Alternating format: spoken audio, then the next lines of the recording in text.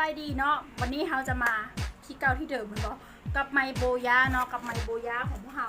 ไมโบยามีจำนวนจำกัดในทุกวันเดิมมีเพราะว่าสร้างมาตอนนี้มี10 อันเท่านั้นเนาะมี10 อันเท่านั้นจำนวนจำกัดเนาะอันนี้ตัวแทนนั่นล้วนตัวแทนสั่งแล้วจ่ายเงินแล้วนี่นะไอตัวไมโบยาเนาะไมโบยายาว6กว่าเม็ดเนาะยาว6กว่าเม็ดตัวนี้ราคาเนาะราคาต่อกล่อง230,000 กีบเนาะ230,000 กีบนี้ทรงพวนครหลวงนครหลวงเป็นอย่างนี้จะส่งฟรีเนาะตั้งแผงมันเขาจะไล่ค่าขนส่งแล้วแต่ว่าค่าขนส่งเขาจะเก็บเท่าไหร่เนาะ230,000 กีบเครื่องมีจำนวนจำกัดถ้ามันหมด10 อันนี้เราต้องได้ใช้เวลาสั่งอีกตื่มอาทิตย์หนึ่งหา10 มื้อเนาะ7 มื้อหา10 มื้อเครื่องจริงมาฮอดตอนนี้เครื่องอยู่พร้อมสต็อกพร้อมส่งออเดอร์มาด่วนออเดอร์มาด่วนไมโบยามาในรถนี้เป็นไม้รถพิเศษเนาะฮอตพิเศษราคานี้ขายเนาะเอามาเพื่อทุกคนเลยเนาะ230,000 กีบใครสนใจแมนฮิตออเดอร์ด่วนเนาะฮิตออเดอร์ถ้าใครสนใจแมน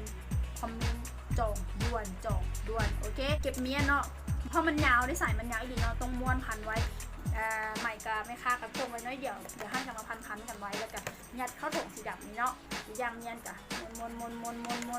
นประมาณนี้แล้วกันสุกเข้าไปเลยตัวนี้มันจะกันเสียงได้ดีหลายเนาะใช้ได้กับคอมพิวเตอร์กล้องไทยฮูปเนาะใช้ได้กับคอมพิวเตอร์กล้องไทยฮูปนี่เนียนเพียงนี้พกพาไปน้ำง่ายสะดวกสบายเนาะนะคะใช้ประจำคือไม้ตัวนี้เนาะก็มันมีตัวไม้ตัวนึงแต่ว่ามันใช้โบเกเป็นไหนตัวนั้นเนาะตัวนี้ใช้ดีสุดแต่ละกระสบราคาของมันเนาะเจอกันคลิปหน้าไรหน้าใครสนใจนั้นสั่งคอมเมนต์ด่วนเนาะราคา